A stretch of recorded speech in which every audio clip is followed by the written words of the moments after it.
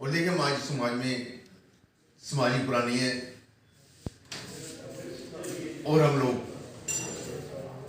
जिंदगी जीने के लिए इस जमी पर आते हैं, लेकिन सुख और दुख हमारे साथ जुड़े हुए हैं। लेकिन कुछ सुख या दुख ऐसे होते हैं जो हम खुद क्रिएट करते हैं। कुछ डिप्रेशन, स्ट्रेस, एंजाइटी जो हमारी लाइफ में आती है हमारे अपने कारणों से आती है।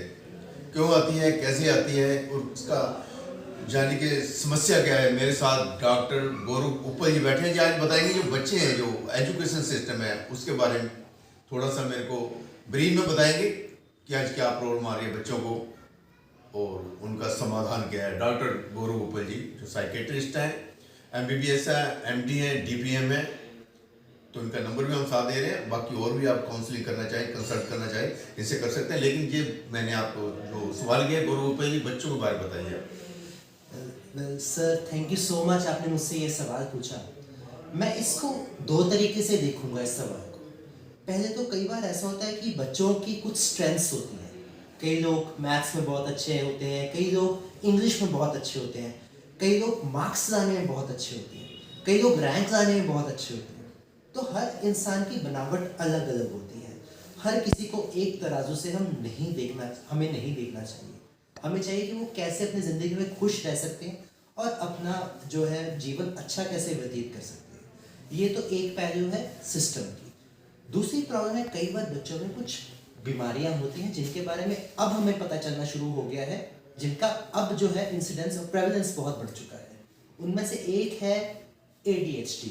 इसका मतलब है अटेंशन डेफिसिट डिसऑर्डर, जो एक जगह पे फोकस नहीं कर पाते, हाइपर एक्टिव होते हैं। कई बार आपको कुछ मांगने से पहले पूछते नहीं है, एकदम से चीज़ उठा लेते हैं। कई बच्चे अपने आप में खोए रहते हैं, जैसे ऑटिज्म। जैसे आपने देखा था ना वो कुछ जैसे माय नेम इज़ खान है, उस तरह के कुछ बच्चे हैं, उस तरह वो प्रॉब्लम्स हो सकती हैं। तो कई बच्चों में डर बहुत होता है। कई बच्चों में माँ बाप से बिछड़ने का डर बना बैठ रहता है, उसको सेपरेशन एंग्जाइटी होती है। तो बहुत सारी बीमारियाँ हैं जो अगर सही टाइम पे हम आइडेंटिफाई कर लें, तो उसके बाद उनको अगर ट्रीट किया जाए तो बच्चे काफ़ी हद तक एक अच्छी नॉर्मल ज़िंदगी बिता सकते हैं। देखिए डॉक्टर साहब, आपने बताया जो पेरेंट्स पे डिपेंड करते हैं ना, गार्डियन पे डिपेंड करता है कि कैसी जो बच्चों को हमें शिक्षा देनी है, या कैसे कुछ बच्चे कहते हैं कि हमारा बच्चा जो है 99% नंबर जो पड़ोसियों का बच्चा है, जो आजकल देख देख कर ही अपने बच्चों को कहते हैं यार वो ऐसा कर रहा है, हमारा बच्चा भी ऐसे करे। लेकिन आपने बताया कि बच्चों के हर जो सोच होती है अलग अलग होती है। जी जी तो पेरेंट्स को क्या करना चाहिए, इसके बच्चों पर जोर डालना चाहिए, टीचर भी पीटता है उनको तुम भी ऐसा करो। सिस्टम जो हमारा एजुकेशन है ना एक जैसा ही है, जी CBSE हो चाहे जो भी हो, एक ही सिस्टम में आज करोड़ों बच्चे पढ़ रहे हैं हमारे हिंदुस्तान में। जी जी जी बड़ी दुखद सी बात है ये कि हमारा एजुकेशन सिस्टम काफ़ी हद तक चेंज नहीं हुआ। हमारा एजुकेशन सिस्टम सिर्फ आपस में भिड़ना, कम्पीट करना सिखाता है और चाहते हैं कि आगे जाके हमें सरकारी नौकरी मिले, फिर उस पर प्रमोशन मिले, फिर उसके बाद रिटायरमेंट हो। बस यही सुख दिखाया जाता है। आप अगर मान लो कि किसी एक अच्छे इंसान बनते हो, वो आपको आपके एजुकेशन सिस्टम नहीं दिखाता।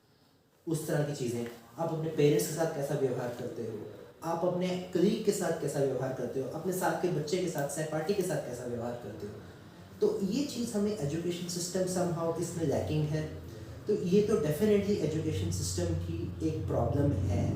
बट अभी लोगों के अंदर अवेयरनेस आ रही है। लोग अब समझ रहे हैं कि बच्चों के अंदर सिर्फ एक एजुकेशन ही नहीं, मार्क्स ही नहीं सब कुछ होते, और भी स्किल्स जो होते हैं लोगों को बहुत आगे तक लेके जा सकते हैं।